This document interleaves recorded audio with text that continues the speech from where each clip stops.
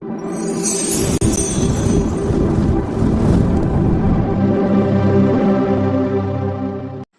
Guys, welcome back to my channel. ఈరోజు నేను బీరకాయ పచ్చడి చేస్తున్నాను. ఫస్ట్ బీరకాయని 2 తీసుకున్నాను పెద్దవి, అవి పీల్ చేసేసాను.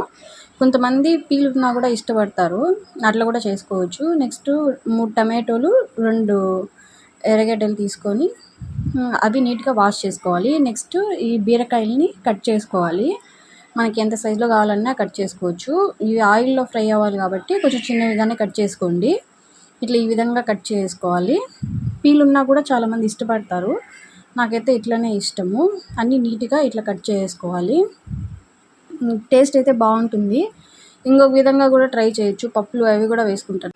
నెక్స్ట్ ఆనియన్స్ని ఇట్లా కట్ చేసుకొని కొద్దిసేపు వాటర్లో వేస్తే మనకి ఆ ఘాట్ అనేది ఉండదు. నెక్స్ట్ ఈ టమాటోని కట్ చేసుకోవాలి. ఫస్ట్ ఈ బీరకాయని పక్కన ఒక ప్లేట్లో తీసేసుకోవాలి.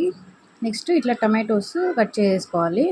పెద్దగా కట్ చేసుకున్నా ఏం కాదు, వాడిపోతాయి. ఇట్లా కట్ చేసుకోవాలి. మీకు త్వరగా ఫ్రై అవ్వాలనుకుంటే చిన్నగా అయినా వేసుకోవచ్చు, ఎవరికి ఎట్లా ఇష్టం ఉంటే అట్లా వేసుకోవచ్చు.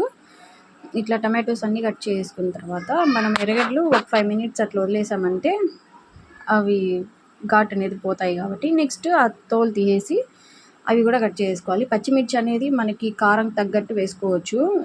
మాకైతే కొంచెం కారం ఎక్కువ తింటాం కాబట్టి కొంచెం ఎక్కువే పట్టాయి. నెక్స్ట్ ఆనియన్స్ చిన్న చిన్నగా కట్ చేసుకోవాలి. ఇట్లా ఈ విధంగా కట్ చేసి తర్వాత నెక్స్ట్ ఒక ప్యాన్ పెట్టుకొని అందులో కొద్దిగా ఆయిల్ వేసుకోవాలి. ఆయిల్ హీట్ అయ్యాక అందులో మనం కొంచెం జీలకర్ర వేసుకోవాలి. జీలకర్ర వేగిన తర్వాత మనం కట్ చేసుకున్న ఎర్రగడ్డ, పచ్చిమిర్చి, కరివేపాకు ఇవన్నీ అందులో వేసి ఫ్రై చేసుకోవాలి. ఇవి లో ఫ్లేమ్లోనే ఫ్రై చేసుకోండి, ఎందుకంటే ఆ పచ్చిమిర్చి అనేది పేలుతాయి. కొంచెం దూరంగా ఉండి మిక్స్ చేసుకోండి, బాగా వేగనివ్వాలి. ఒక 5 minutes లో ఫ్లేమ్లోనే పెట్టుకోండి, దగ్గరికి మాత్రం వెళ్ళొద్దు, జాగ్రత్తగా ఉండండి. అవి పేలుతాయి, మొహం పైన పడతాయి. ఇట్లా పేలుతాయి, చూసుకొని జాగ్రత్తగా వేసుకోండి. నెక్స్ట్ టమాటోస్ కూడా అందులో వేసేసుకోవాలి. ఆ టమాటోలు కొంచెం వాడితే సరిపోతుంది. నెక్స్ట్ బీరకాయ వాడేలోపు అవి కూడా వాడిపోతాయి. నెక్స్ట్ కొద్దిగా పసుపు, అలానే కొద్దిగా ఉప్పు, మనకు టేస్ట్కి తగ్గట్టు ఉప్పు వేసుకోవచ్చు. ఇప్పుడు కూడా వేసుకోవచ్చు. నెక్స్ట్ మనం మిక్సీ పట్టేసిన తర్వాత కూడా వేసుకోవచ్చు, మనకి సరిపోకపోతే. నెక్స్ట్ బీరకాయ అనేది అందులో వేసేయాలి.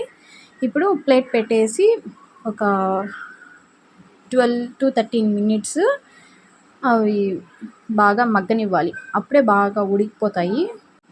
మధ్య మధ్యలో ఒకసారి చూసి కలుపుతూ ఉండాలి, లేకపోతే అడుగంటిపోతాయి. చూసుకుంటూ ఉండండి. ఒక 12 minutes అయితే కరెక్ట్గా కుక్ అయిపోతాయి. నెక్స్ట్ అందులోనే మనం చింతపండు నానేసుకుంటాం కదా, ఆ చింతపండు కూడా అందులో వేసేసేయాలి. ఇట్లా మనకి ఆయిల్ పైకి తేలుతుంది అంటే అవి బాగా ఉడికినట్టు. మనం టెస్ట్ చేసి కూడా చూడొచ్చు, అవి పట్టుకుంటే మెత్తగా ఉంటాయి, అప్పుడు మనకి కుక్ అయిపోయినట్టు. టేస్ట్ అయితే చాలా బాగుంటుంది. ఎవరైనా ట్రై చేయని వాళ్ళు ఉంటే, బీరకాయ అంటే చాలామందికి ఇష్టం ఉండదు, కానీ ఇలా చేసుకొని తినండి, చాలా బాగుంటుంది. నాకు కూడా నచ్చేది కాదు, ఒక 2 times చేశాను, చాలా బాగా నచ్చింది, అందుకే తెచ్చుకొని మరీ తింటున్నాము. టేస్ట్ అయితే బాగుంటుంది. ఇదంతా ఉడికిన తర్వాత ఆయిల్ పైకి వస్తుంది. నెక్స్ట్ చల్లారిన తర్వాత మిక్సీ జార్లో వేసేసుకోవాలి. దీంట్లో ఇంకా వాటర్ అవంతా ఏం అవసరం ఉండదు, డైరెక్ట్ మిక్సీ పెట్టేయచ్చు.